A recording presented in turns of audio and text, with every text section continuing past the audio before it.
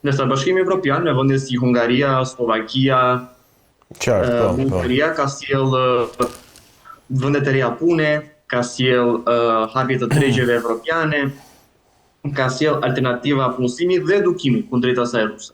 Gjë që tregon edhe ose shënon minimin e influencës le të themi ruse në rajon. Po aktualisht tre faktorët më të fuqishëm kryesor që luajnë sot në Azinë Qendrore është SBA-ja, kundër Rusisë flasim. Është Shtetet e Bashkuara të Amerikës, është Republika Popullore e Kinës dhe Hungaria. Duke ofruar potencialin e tyre me investime në turizëm, në edukim, edhe në projekte infrastrukturore, po dhe kulturale, për promovimin e kulturave kombëtare, jo rusish folse, do të theksuar. Mirë, ti the Hungaria. Kalojmë te çështja tjetër që është pikërisht Hungaria. Vizita e kryeministrit hungarisë Viktor Orban në Washington, në Shtëpinë e Bardhë, cilat ishin, po themi, mesazhet kryesore të kësaj vizite dhe pse hungareze ose hungarisë si shtet prej sanksioneve që impaktojnë gjigantët rusë të energjisë, Gazprom, Rosatom, Lukoil, Rosneft e të tjerë. Siç e dim, 80-90% e shtëpive hungareze sot ngrohen ose përdorin gazin rus.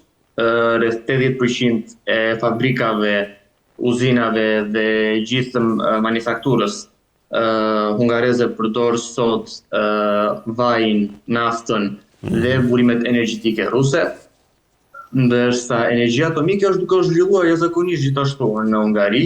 Së fundmi është kompleksi atomik Paks-2, i cili po ndërtohet nga giganti energjetik rus Rosatom dhe supozohet të mbarojë nga vitet 2026-2028 të hyjë në funksion gjithashtu. Kjo ta kthente Hungarinë në një vend tërësisht të pavarur në një farë mase ndaj burimeve të jashtëm. Pika e dytë e arritur në Washington ka qenë arritja e një dakordësimi për shtrihen e proteksionit amerikan në Hungari. Aktualisht amerikane në ekonominë hungareze. Pra mund thuhet se Amerika zyrtarisht ka të drejtën të mbrojë, të ndërhyjë dhe të asistojë në mbrojtje të çdo rreziku të mundshëm që mund t'i kanoset t'i zhvillohet ekonomisë hungareze. Një pikë e rëndësishme është që ky rrezik mund të jetë nga Brukseli.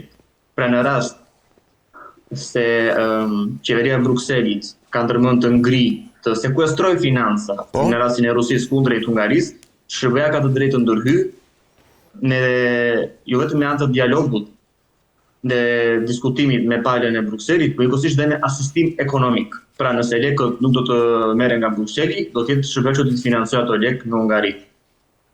Gjë që e kthehen, siç e tham, aktualisht Hungarinë në një protektorat amerikan, duke marrë parasysh që Hungaria sot paguan 1 milion euro ditë për ditë, job, për shkak se ata nuk pranojnë imigrantët e jashtëligjshëm ose të marrin kuota migrantësh. Ata kanë bërë të qartë që çdo person që do të vinë në Hungari do kalojë sipas procedurave zyrtare shumë strikte që ata kanë. Në Hungaria promovon vlera tradicionale familjare, familje nën baba fëmijë në kushtetut në bazë të zhvillimeve biologjike. Ata kanë ndaluar propagandën e LGBT-qs, së fundit të miratuar në Shqipëri, por që ata kanë ndaluar paradën në shfaqjen e simboleve si flamuri, pornografia ose temave ose stikerve të propagandës transgjendere të tjerë në institucione shtetërore, shkolla, edukim, arsim ose vende publike. Njëkohësisht, ata i quajnë vetë një qeveri e krishterë, duke qenë që ata duke promovuar vlerat e krishtera tradicionale historike hungareze, kulturën nacionale, folklorin, gjuhën, historinë e tyre, pra për cilën ata janë shumë krenarë. Gjë që shkon në një vijë me politikën e presidentit Trump, me kufinë të fortë, politikën e ashpër kundër imigracionit, deportimin e imigrantëve të jashtëligjshëm, njohjen e familjes tradicionale, promovimin e vlerave të krishtera amerikane. Pra, është një politikë e cila shkon në një vijë me atë të qeverisë aktuale në Washington dhe që ka theksuar ose ka emfazuar, le të themi, bashkëpunimin e fortë midis Budapestit dhe Washingtonit aktualisht. Njëkohësisht, një nga pikat kryesore ka qenë edhe fakti mbi samitin e Budapestit midis Federatës Ruse dhe Shtetet e Bashkuara. Siç e kemi përmendur më parë, pavarësisht shumë propagande që është bërë dhe në media shqiptare, samiti nuk ka dështuar, është emfazuar shumë fort gjatë intervistës për mediat amerikano-hungareze. Samiti nuk ka dështuar, diskutimet vijojnë, sigurisht këmbështrime janë të ndryshme, Rusia ka kërkuar diçka më shumë, diçka më pak, SBA ka ofruar diçka më shumë, diçka më pak, diskutimi vijon dhe nuk është e pamundur që mund të jetë një takim deri në fund të këtij viti, pra kemi edhe 2 muaj akoma për ta parë këtë zhvillim, ndonse kryeministri Orban e ka bërë të qartë që nëse ka për të bërë në fillim të këtij deri në fund të këtij viti, le ta quajmë, do të jetë në fillim të vitit të ardhshëm, 2026. Pas një takimi i tillë do të dojmë muaj përgatitje. Jo thjesht një ardhje thjesht në Budapest, një vizitë në disa sajte historike, një shtrëngim duarsh, foto dhe në fund nuk u arrit asgjë. Ky nuk është samit, është thjesht kortezi e cila nuk ka një pikë, janë shpresa të kota, kur i thon. Të gënjet publiku me shpresa të kota. Domethënë ideja që zakonisht mediat ngatrojnë është takimi për kortezi me një samit mirëfillt ku mund të arrihet edhe një marrëveshje afatgjatë paqeje. Kjo është ideja. Atëherë, duhet të emfazohet që një samit i mirëfillt nuk do të bëhet vetëm me 2 lider që do vinë do bëjnë foto. Qartë. Do shtrëngojnë duar, do thonë u dakordson, do bëjnë një intervistë për mediat pas 2 orës, siç u pa ka shumë në Alaskë një farë mënyrë. Ky samit ka përzgjatur për shumë orë, do të jenë stafet presidenciale, do të jetë stafet nga NATO, nga Bashkimi Evropian, hungarez, do jetë pala ukrainase, ndoshta ka për të pasur një zhvillim shumë të madh bisedimesh. Sepse mund të jetë samiti që i jep fund luftës në thelb. Fund luftës dhe do të rikuperojë lidhjet e vjetra. Ne të kujtojmë që në SBA akoma ka vijon diskutimi me palën ruse për ndërtimin e tunelit në New York midis Alaskës dhe Chukotka. SBA-ja ne ka rikuperuar lidhjet kulturore me Rusinë në bazë të vlerave tradicionale familjare, në filma, programe kulturore të tjerë. Dhe sigurisht që SBA-ja ka bërë të qartë presidenti Trump sigurisht që në marrje të zyrës që ai ka ndërmend ta shkëputësi si Rusinë nga Kina. Pasi kjo është një agent shumë e rrezikshme për SBA-n sidomos. Edhe këtë një farë mënyrë të arri një lloj ingranim të diplomatik të SBA-s edhe në BRICS. Qartë. Pasi BRICS është duke kaluar ditë për ditë, duke hedhur themelet e konstruktimit të një organizate ndërkombëtare, e cila është, ne ta quajmë, rreziku kryesor kundër SBA-ve sot. Nuk është Bashkimi Evropian. Bashkimi Evropian ka marrë fund si një kompetitent botëror. Pas sanksioneve, krizës e emigrantëve, krizës së gazit aktualisht, janë tërësisht irrelevantë. Në 5 vende më të fuqishme të botës, sot ekonomikisht të tjerë, Bashkimi Evropian nuk është. As vendi Bashkimit Evropian nuk është. Hegemonia ka rënë. Është SBA-ja, Kina, India, Federata Ruse e të tjerë. Më rrezik nuk vjen nga Bashkimi Evropian. Bashkimi Evropian ka hyrë në atë që zoti Orban e ka quajtur gjatë takimit në një rënje të tapjet që nuk dihet se ka për të vijuar. Qartë. Nëse proteksioni amerikan duke se krijon jo vetëm një hapësirë të amerikanëve në Evropën qendrore lindore, le ta quajmë, por gjithashtu krijon atë që mund të aludojmë se është përgatitja e Amerikës për asnjë më të keq.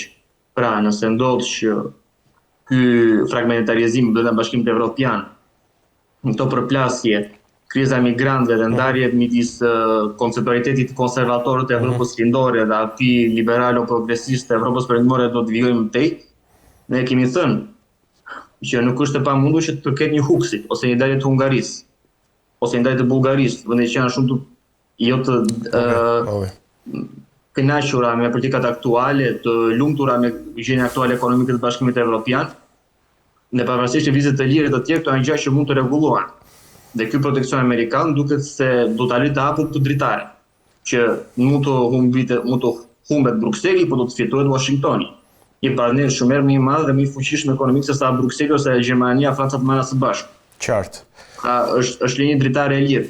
Gjithsesi kjo tregon edhe për ta përmbyllur që Hungaria aktualisht ka hyrë në fazën e jo vetëm një diversifikimi total të politikave të saj ekonomike, sidomos pas sensen e sfundit të SBA-s, por njëkohësisht ka filluar të shkëputje nga sistemi ekonomik i Brukselit. duke përgatitur alternativën e një plani B, një plani të dytë, nëse situata do të vijojë deri në një konfrontim aktual, sankcionues, politik ose pezullim, siç është thënë heqja drejtës së votës e të vetos kundrejt Hungarisë. Pra nëse këto do të vijojnë, dhe Hungaria ka bërë qartë nëse ne të drejta na hiqen ose do na kushtëzohen, atëherë dalja do të jetë vetëm një opsion e një përgjigje jona në një pikë ku Amerika do të ofrojë suportin e saj, pse jo krijimin e një avamposti amerikan në Evropë. Qartë. Gjë për të cilën amerikanët kanë shumë nevojë edhe gjithmonë e kanë kërkuar. Ti the pak më parë që Amerika po përpiqet që ta shkëpusë Rusinë nga Kina. Nga ana tjetër kemi një zhvillim tjetër që lidhet me përpjekjet për të krijuar një boshtë të ri midis Rusisë, Kinës dhe Koresë së Veriut. Është bërë tashmë shumë e zakonshme që ne në bisedat tona ta përmendim, pothuajse në të gjitha bisedat tona ta përmendim Korenë e Veriut. Duket sikur e thash edhe herën e kaluar. Janë bërë shumë popullor këto. Duket sikur jo vetëm janë bërë shumë popullor, por sikur janë këtu në Evropë, janë diku fqinj tana, po them, si shtet. Për shkak të prezencës së tyre evropian pak a shumë, në një farë mënyrë Veriut duket si po themi Malizi, Greqia ose Italia. Pikërisht. Ndërkohë që Koreja e Jugut, që është demokraci dhe na afron më shumë me vlerat perëndimore, nuk është gjikundi, po them në raportet gjeopolitike me Evropën. Ata janë të izoluar totalisht. Pikërisht. Kjo është një përmbysje gjeopolitike dhe ja vlen të diskutohet. Po cili është ky boshti midis Rusisë, Kinës dhe Koresë së Veriut dhe zhvillimet e fundit? Atëherë, në kuadër të zhvillimeve në Azinë Qendrore, në samitin amerikano dhe vendeve të Azisë Qendrore, si më quajmë, dhe vizitës së kryeministit Orban në Washington, Rusia ka lançuar dy iniciativa shumë të forta diplomatike kundrejt Republikës Popullore të Kinës dhe Republikës Popullore Demokratike të Koresë ose Koresë së Veriut, siç ne e njohim ndryshe. Në Korenë e Veriut ka qenë delegacion i madh ushtarako-politik, i kryesuar nga zëvendës ministri i mbrojtjes Federatës Ruse Viktor Gormjekin, i cili ka diskutuar mundësinë e thellimit dhe forcimit të marrëdhënieve ushtarako, politike, kulturale dhe ekonomike midis Federatës Ruse dhe Koresë së Veriut, mundësinë për një shtim të dislokimit të trupave, me 10-11.000 trupa plus që mund të vinë ekstra. Le të kujtojmë që nga viti 2022 deri së fundmi, Rusia i ka paguar Koresë së Veriut mbi $20 miliard amerikan për blerjen e armatimeve, gati 9 milion raketa, 100 raketa balistike dhe disa dhjetra sisteme antiraketore, kryesisht kundër sistemeve tok-ajër, diquar. Për ka shumë, ekonomia e Koresë së Veriut aktualisht është duke marrë një boom shumë të madh, me një rritje prej 3.1% 2024-2025. Mund të thuhet se kjo rritje ka ardhur kryesisht ose nga sponsorizimi rus, ku ekonomia e Koresë së Veriut sot ka kaluar nga 26-27 miliard që ka qenë në 2021 në mbi $40 miliard.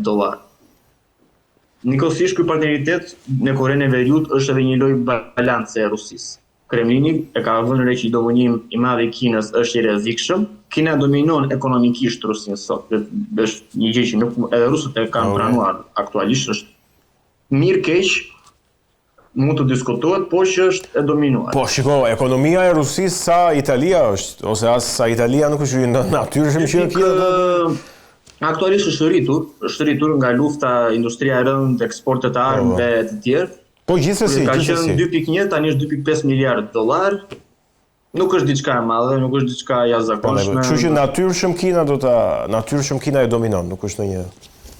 Kina sot përbën, siç e kemi thënë, 54-56% të gjithë tregtisë ruse, në Moskva vaj 60%, pasi shifra zyrtare asnjëherë nuk dihen të qarta, po mbi 55% është një gjë e padiskutueshme. Në industrinë automobile, materiale ndërtimit dhe të tjerë, duke qenë që gjithçka është në funksion të luftës, sigurisht që Kina do t'i dominojë tregjet ruse. Por në anën e armatimeve Korea e Veriut është sot suplimuesi i parë i Rusisë.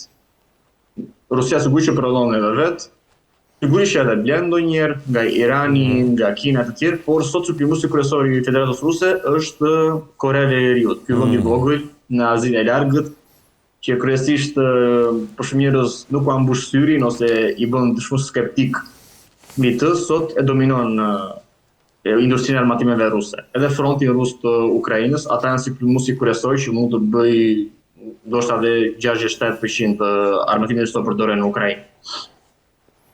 Njëkohësisht është vendosur gjatë kësaj vizite dhe në shkrimi që është bërë disa më parë, që 2025-2027 do të jenë vitet e kulturës ruse në Korenë e Veriut dhe kulturës koreano-veriore në Federatën Ruse.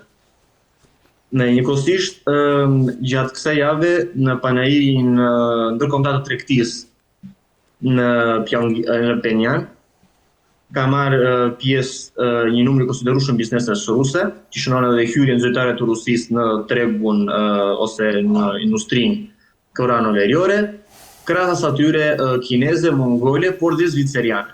Pasi Zvicra është një nga vendet më të kyçe partnere të Koreas së Veriut. Duke qenë që edhe Kim Jong-un ka bërë shkollën në Zvicër, gjimnazin e të tjerë.